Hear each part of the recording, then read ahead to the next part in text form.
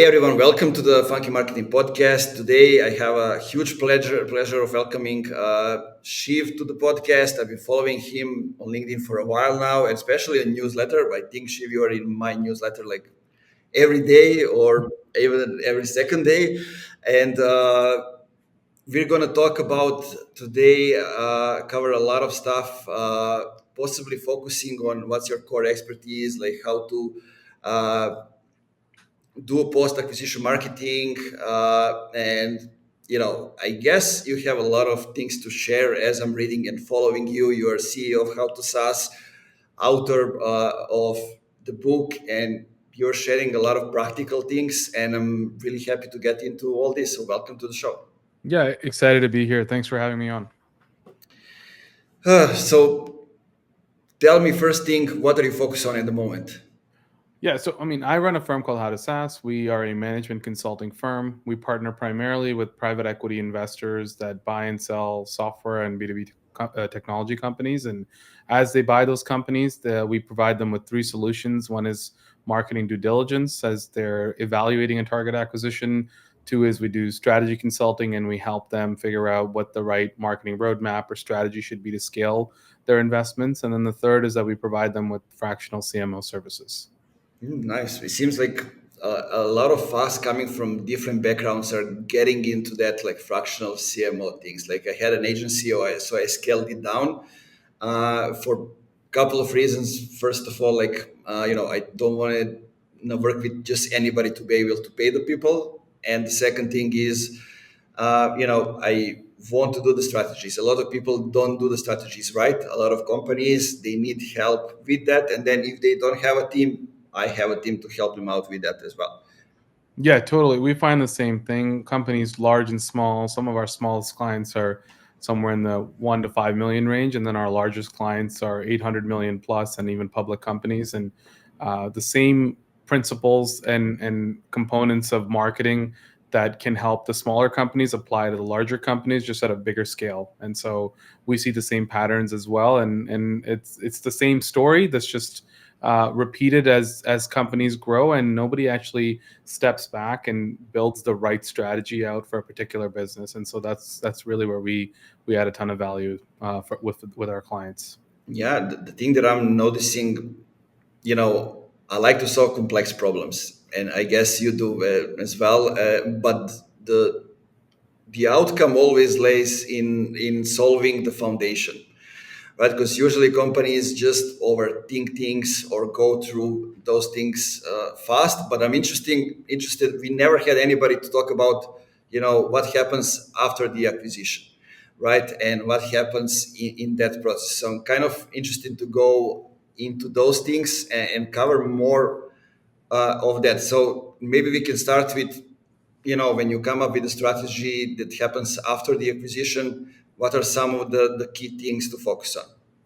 Yeah, I think the transaction or just having a company get acquired, and just to give some background and level set, previously I was the CM of a software company that was acquired by private equity back in 2017. And that's kind of how I really learned about this market and where the biggest gaps are. And what I'd say is what an investor is doing when they acquire a business is they are uncovering value creation levers that can help them multiply whatever capital that they've deployed into a particular investment. And so you need to have a strong value creation plan to deliver on that investment thesis. And marketing is a big part of that. Now, whether or not you have been acquired or not, or whether you will be in the future or you're just earlier in the process, a lot of these things still need to be done. However, companies don't have the right level of marketing maturity usually. And so they haven't done a lot of these like you said, foundational steps that is if you look at a sophisticated business, they've gone through all of those stages on the marketing side. And so what we try to say is post acquisition, you want to make sure that you're building those components out, because the better the job that you do on that side, the more value marketing can help you create in terms of the overall enterprise value of the business. And so there's a few things that are involved here. And you mentioned my first book, Post Acquisition Marketing, and I cover a lot of this even in my second book called Exit Ready Marketing, which just came out a couple of weeks ago. And the foundational elements are all the things that you need to have in place before you can launch the programs that help you scale marketing pipeline and revenue. So this would be things like getting your TAM and segmentation right, making sure your product marketing is in a good place, making sure your sales enablement resources are in the right place so that when a salesperson has a conversation with a prospect, they can actually close that prospect, making sure your website has all the content required to nurture prospects, making sure you have all the right content to nurture the prospect through all the different stages of the buying cycle. And then finally, what is the right go-to-market strategy for your particular business? Are you going to focus more on SEO and paid search, or are you going to focus more on ABM and customer marketing? And depending on the business, the answer should be quite different, whether they should focus on which channel and not.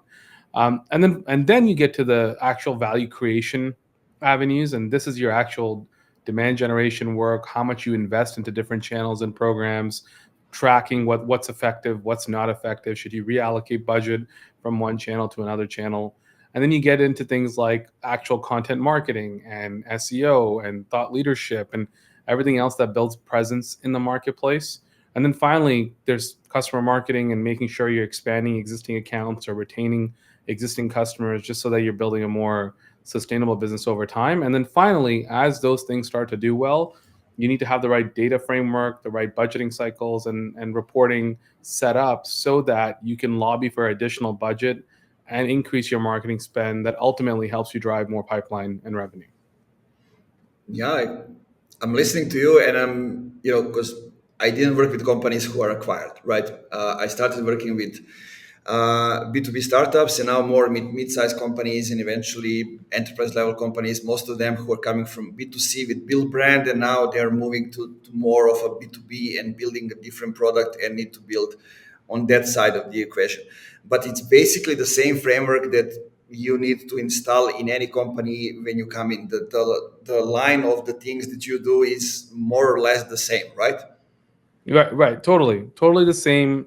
Whether you're a younger business, whether you're bootstrapped, venture backed, or private equity is your sponsor, the fundamentals are still the same. You still need to make sure who's your ideal customer. You need to make sure that your messaging and positioning for that ideal customer or market is set up the right way so that you can compete with all the other options in the marketplace.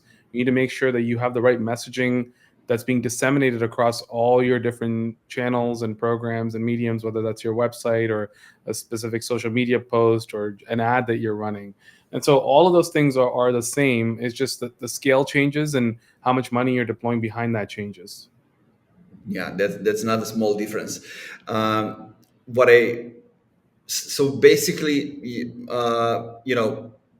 can focus on the long-term goals as you start in, but as you were saying in your content and in the book, first 100 days are something that basically creates the foundation for how it's going to go further.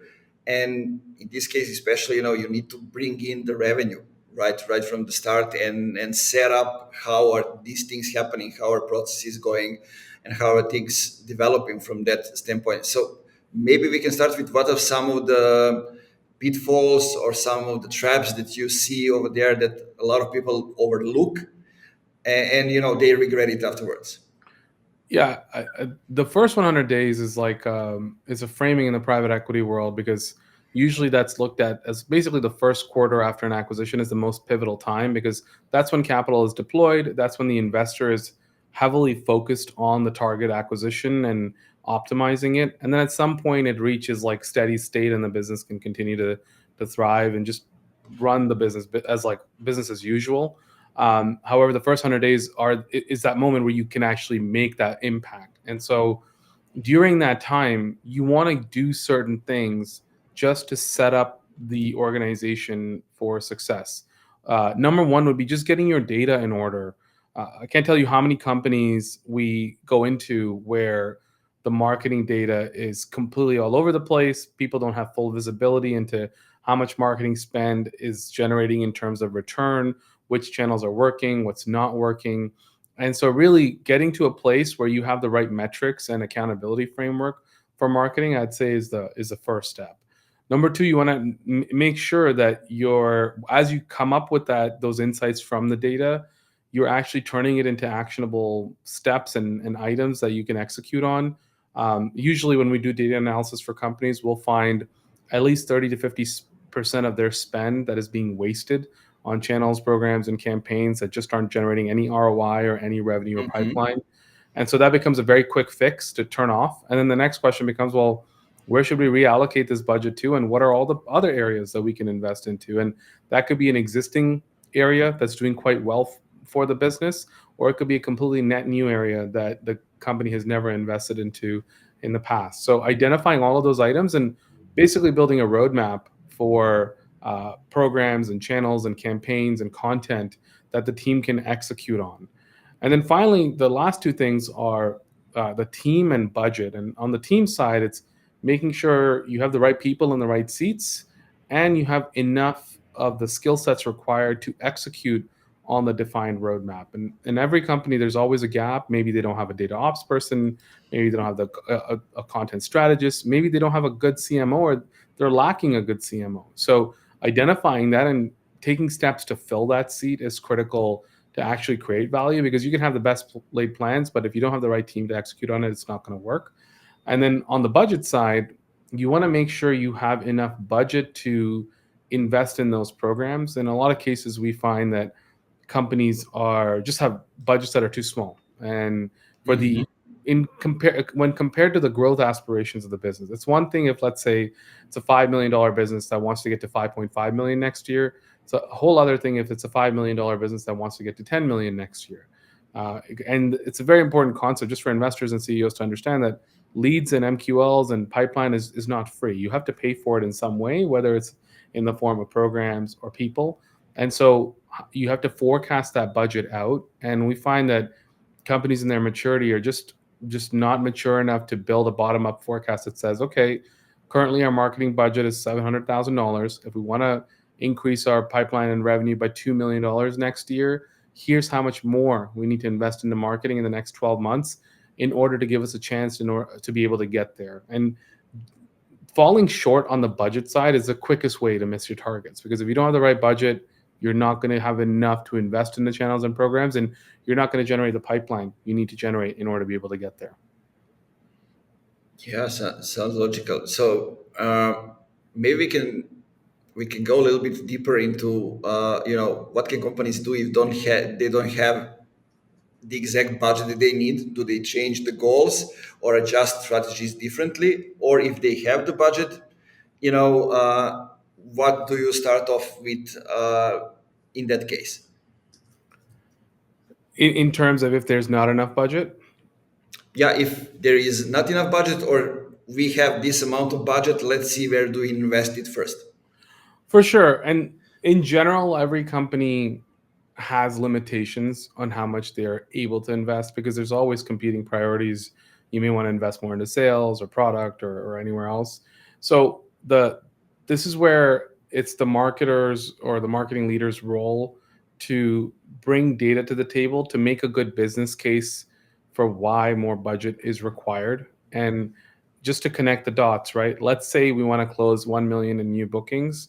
Well, what does 1 million in new bookings look like in terms of number of deals based on our average deal size? If it's $1,000, if it's a $10,000 deal size, then we need about 100 deals that we need to close. Okay, we need to close 100 deals. How much pipeline, or how many opportunities are required to close 100 deals? If our close rate is 25%, we now need 400 SQLs in order to close that pipeline. If 400 SQLs are required, how many MQLs do we need? Maybe it's 25% of MQLs become SQLs. So in that case, we need 1,600 MQLs in order to be able to generate that pipeline.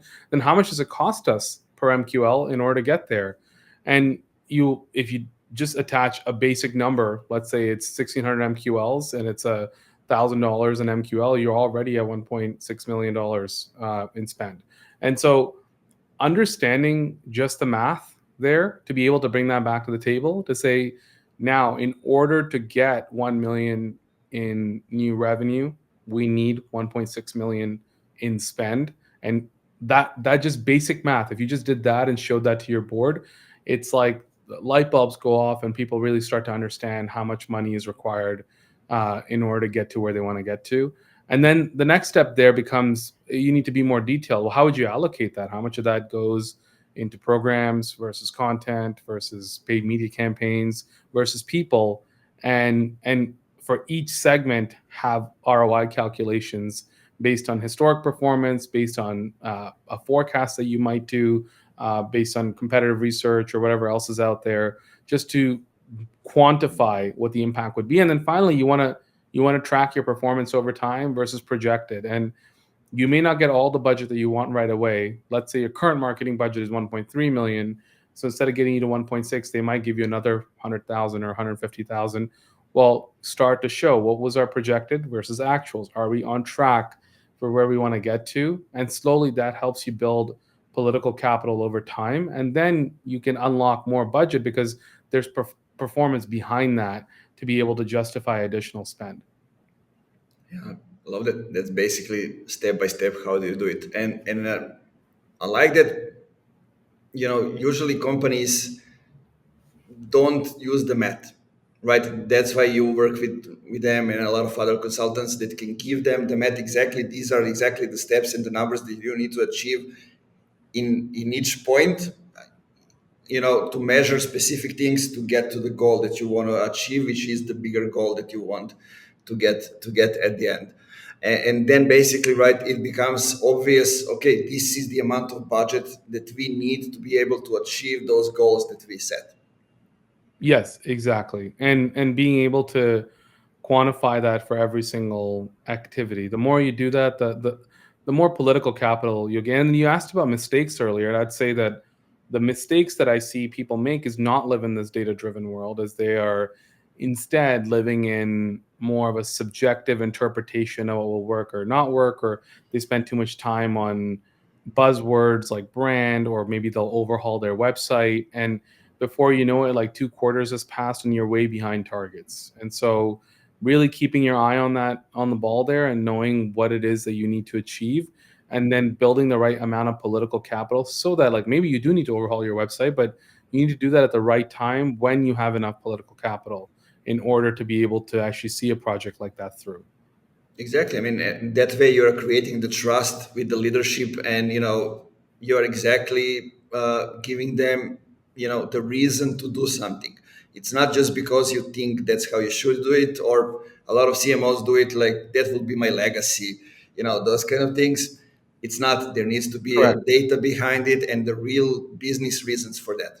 Correct. Yes. And a lot of these battles are tilting at windmills if it doesn't actually drive revenue and pipeline forward. Yeah. So tell me, working with companies, when you get into the company, what are the team structures usually that you are seeing? I know that you are working with different types of companies, so maybe the answer will differ. But what I'm seeing, and it happens also in different types of company, there are usually people who are good at their job, but they maybe don't see the bigger picture on how their work impacts the business results.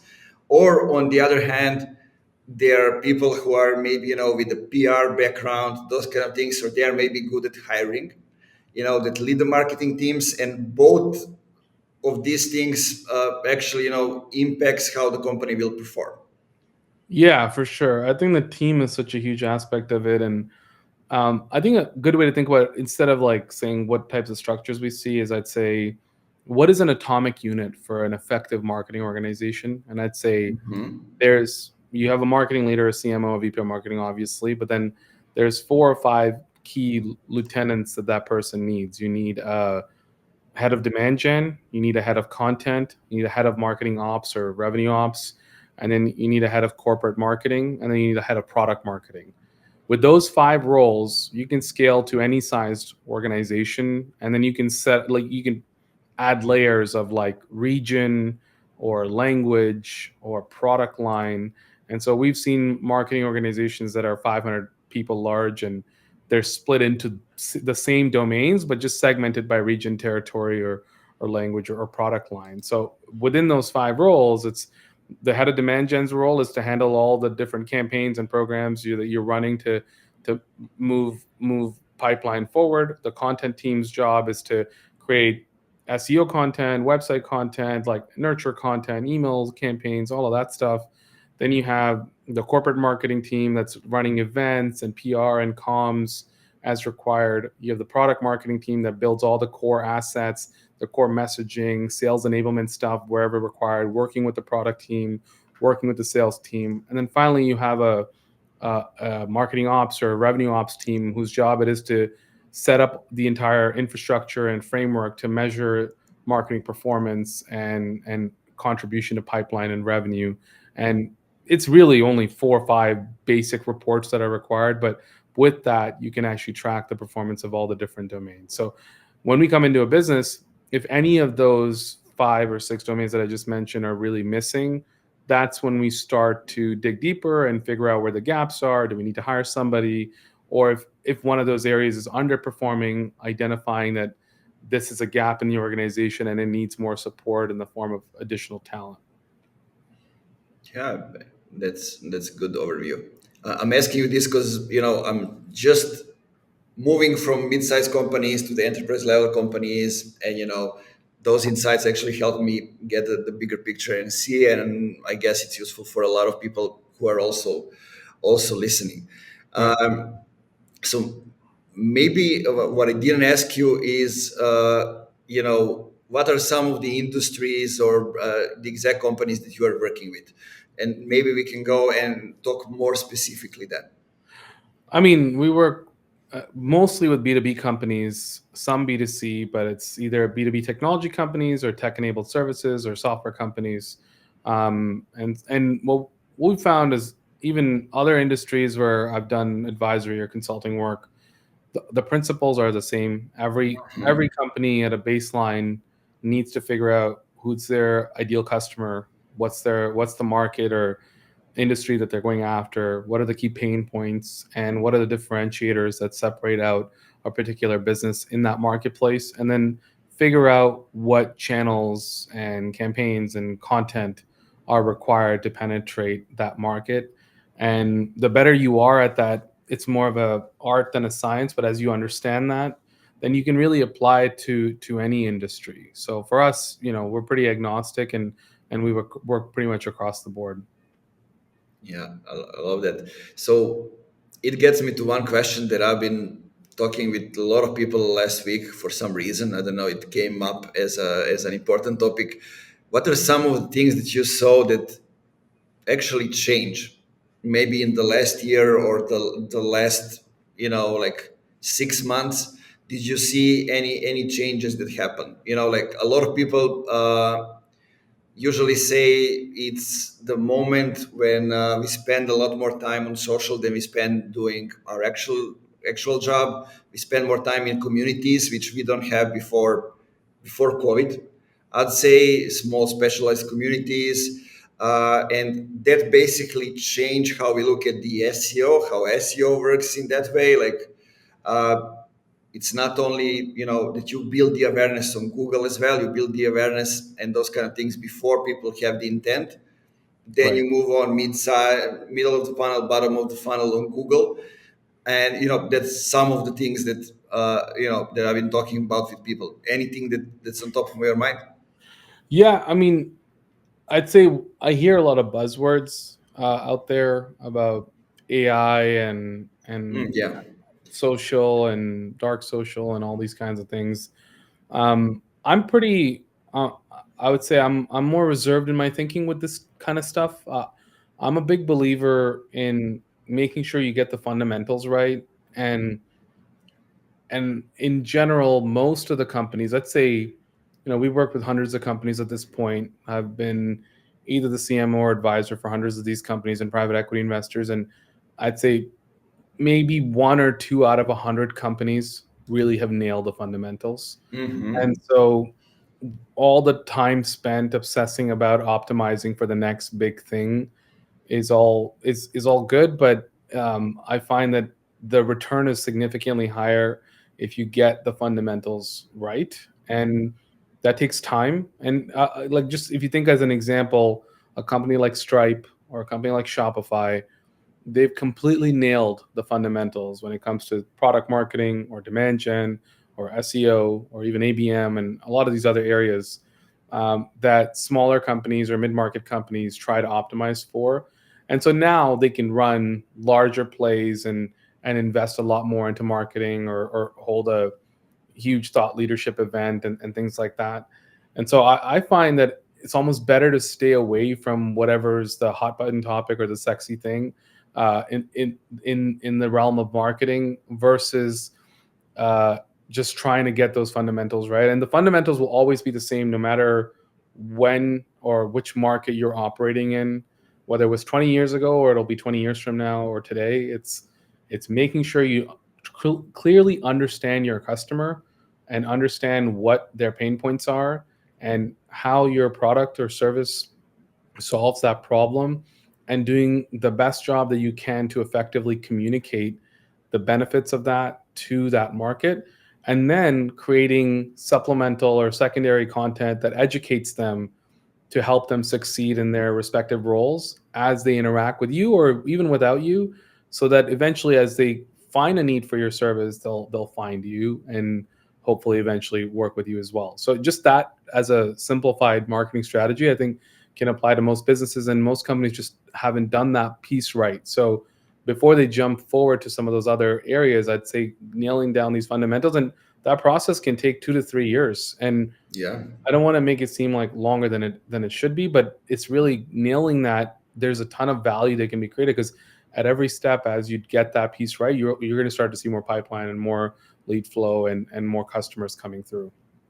Yeah, that's very well said. I'm always telling to the companies, like, create a feedback loop where you actually talk to the customers regularly, get insights, because that will help you nail the right strategy, nail the right content, and come up with, with how and what kind of strategies are you investing in, right? Is it APM? Is it partnerships? Is it something else? Because customers will tell you that. Sure, there are some companies, especially now with tech companies, that you cannot ask customers everything, but knowing your customers doesn't mean that you just serve them service, right? It means knowing them better than they know themselves, so you can actually give them what they need to solve the problem in the right way. Totally agreed.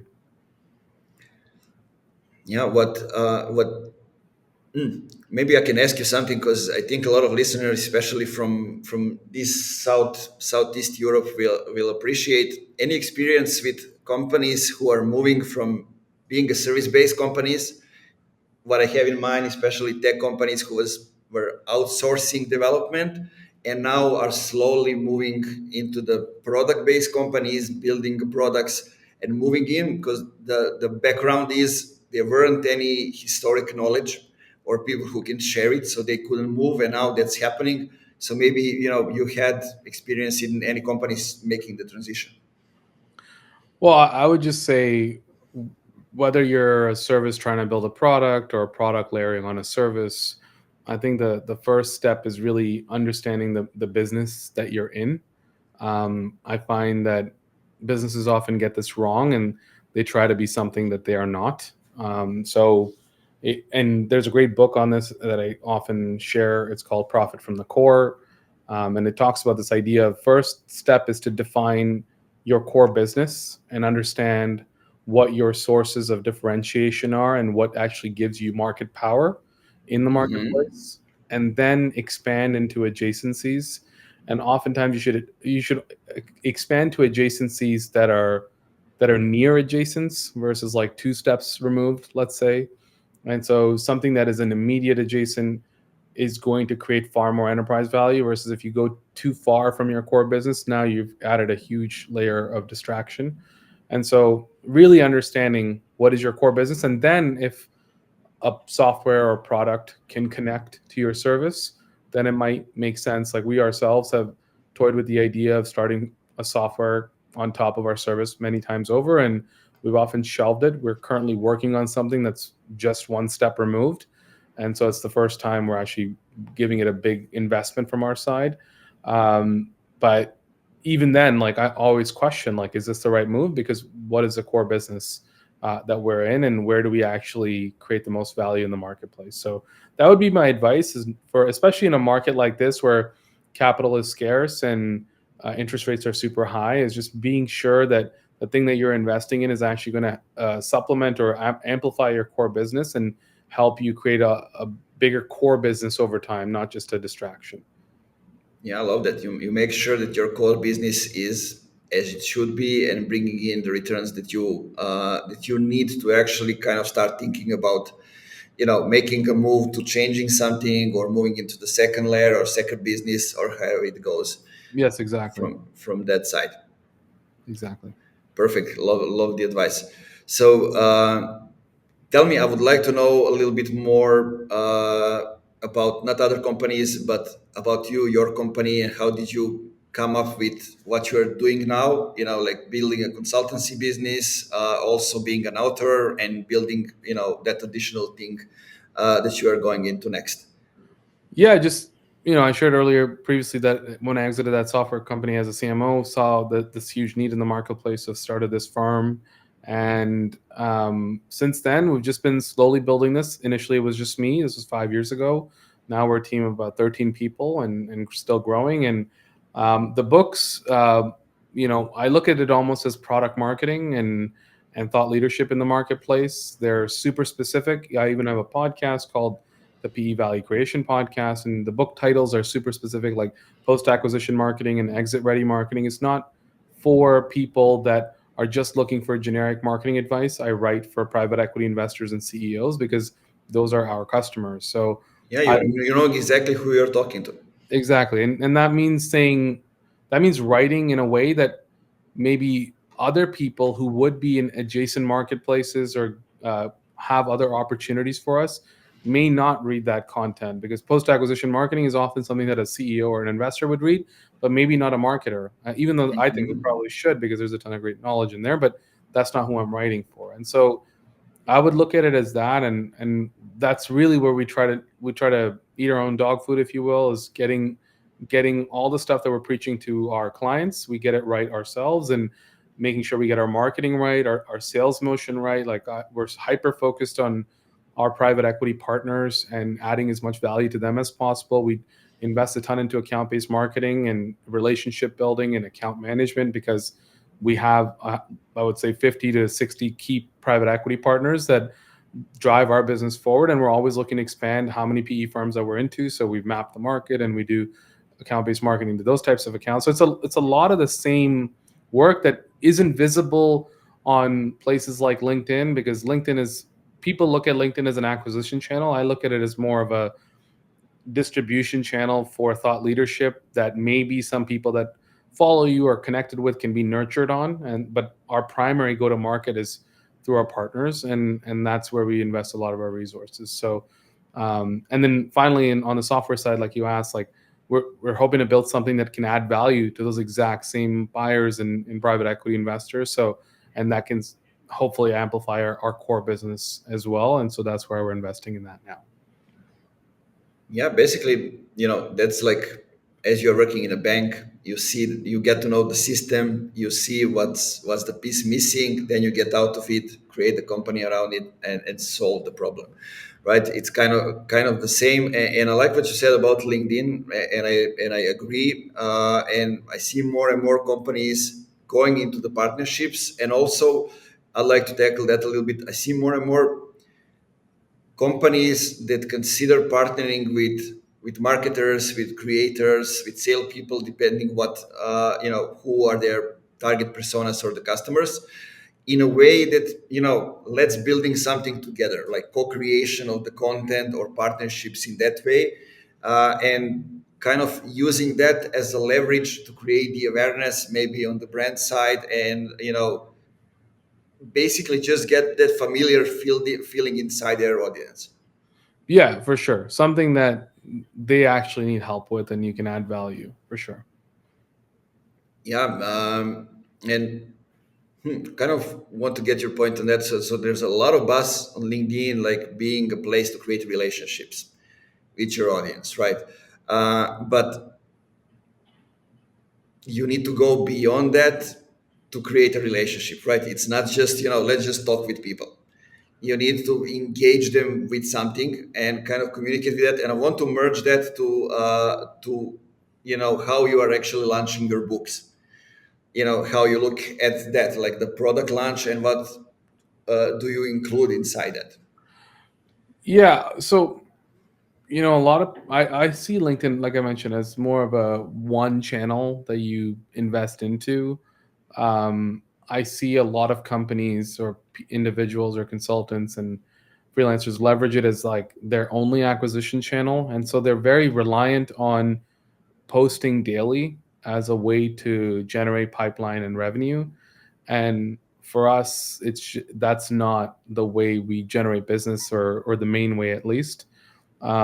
It's a way to distribute thought leadership, and I've gained followers over time because of that. But for the most part, I just try to share things that are helpful with the audience and not like salesy posts. There's a ton of that on LinkedIn, which I'd say I heavily dislike because it kind of ruins the platform. I think even just there, if you have a reliance, we're talking about acquisitions and everything.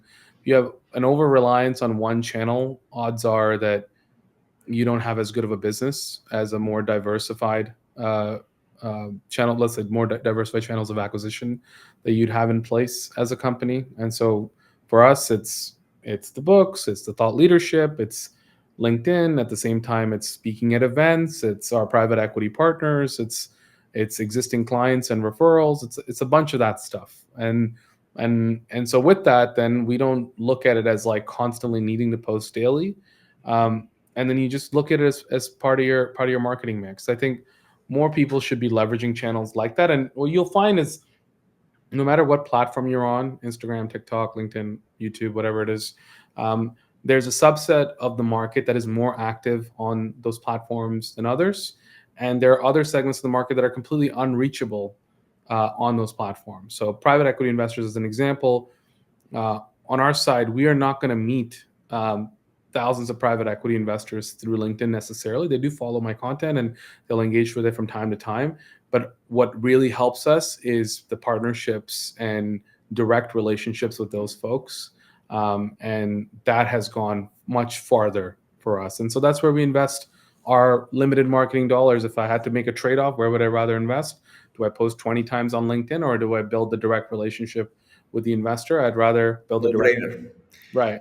And I think that's something that companies miss because they don't understand that not every market is as active as, let's say, marketers and salespeople are on LinkedIn. And so they'll overinvest there and not see the kinds of results that they want to see. So it's really, again, understanding your customer and knowing where are they and what's the best way to find them and build those relationships.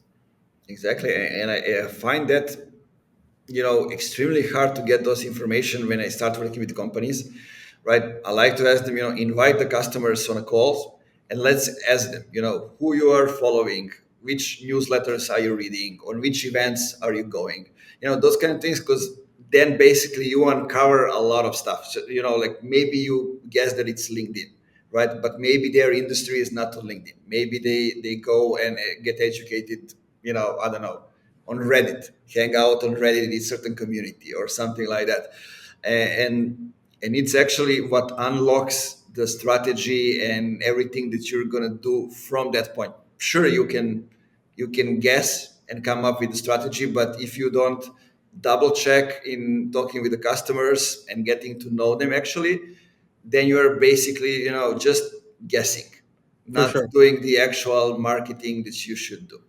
Yeah, for sure. And so it's really, I think, really understanding your customer and some of those questions like newsletters and what events you go to and things like that are super important. And then it's also really understanding their reality and what they actually care about Hmm. in terms of their respective situations and businesses, and what are the key pain points or triggers to discuss or address before they'll entertain a conversation with you. It's not just as simple as them following your content, right? Your content needs to also speak to those pain points. You can get, for example, you can get thousands of followers posting a lot of generic videos on LinkedIn, and that would be a very bad idea if you have something very specific to sell. You should go the other way and have lesser viewers and likes and commenters and people that follow you. But if you have the right audience, it's much better. So Yeah, you reminded me now of a question that I often ask the existing customers is, if you have to buy this now, this service or a product, how would you, where will you go to look, or what would your steps be, right? I put them in the shoes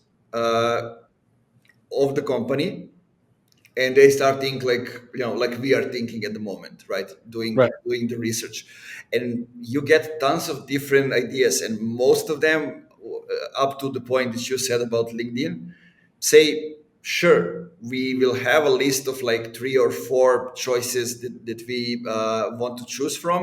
Then we'll go to Google, find out, who's the CEO, who are the people, reviews, those kind of things, and then we'll go to LinkedIn to double check if what we found out is actually true, right? Do they Mhm. actually know what they're talking about? Do they have the exact background? Does, all those information that they'll find actually checks? And and that's just, one of the reasons to do it. And I guess what comes out from LinkedIn, the way I'm looking at it, is, it's one of the key pieces in building the trust, right? And exactly what you said, you don't need to post like tons of content, but if you post the exact content that resonates with the audience and with what you're selling, then you are actually doing good. You're actually adding value. Yeah, I think the more you focus on adding value to your core customers, the better you will do. Even if that means you're saying no to others. Oh, I'm kind of the guy who's saying you should say a lot more no to the others, Yeah, right? Because then you open up the door for the right customers. for sure. For sure. Um, Anything on top of your mind that I didn't ask you and that came while we were talking about? We were going back and forth with different topics. I have Yeah. one more, but No, I think this was great. I mean, I'm glad we got to do this, and thank you for having me on. And I'd just say if folks are listening, check out my new book. It's called Exit Ready Marketing. It came out a couple of weeks ago, and we'll add a link in the show notes, definitely. yeah, definitely, I appreciate that. So, one last question. You wrote 2 books on different kind of topics. What's the main difference between, being at one stage and then being in another? Yeah, the post acquisition marketing I wrote primarily for the PE investor and CEOs who've been acquired.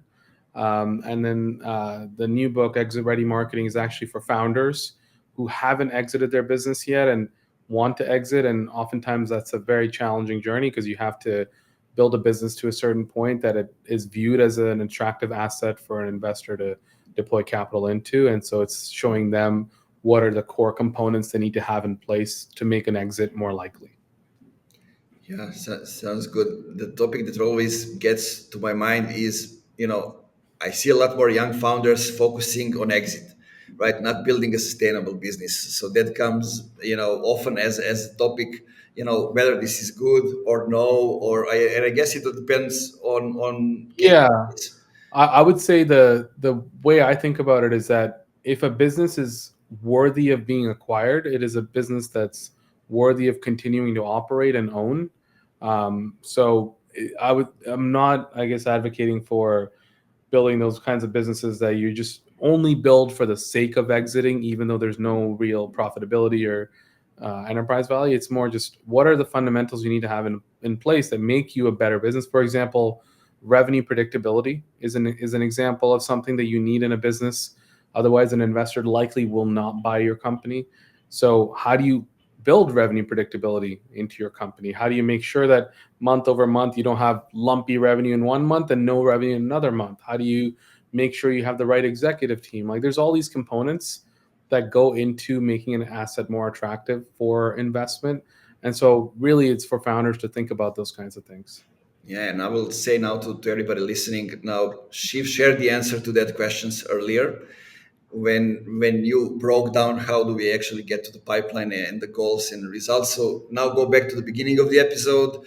Make sure to stop when you get to the point that you need additional explaining, or you need to dig more deeper. Reach out to Shiv on LinkedIn, to, if you have any questions, or you want to get deeper into that, or find the books in the description notes and maybe check them out. Shiv, any other address that you want people to go except LinkedIn? No, that's it. This was great, and Manya, thanks for having me on. Thank you for doing this, and one more time, I need to say it publicly. Sorry for me being late. It rarely happens, but it happens. No problem at all. Thanks a lot. Have a good one. Guys, keep it funky.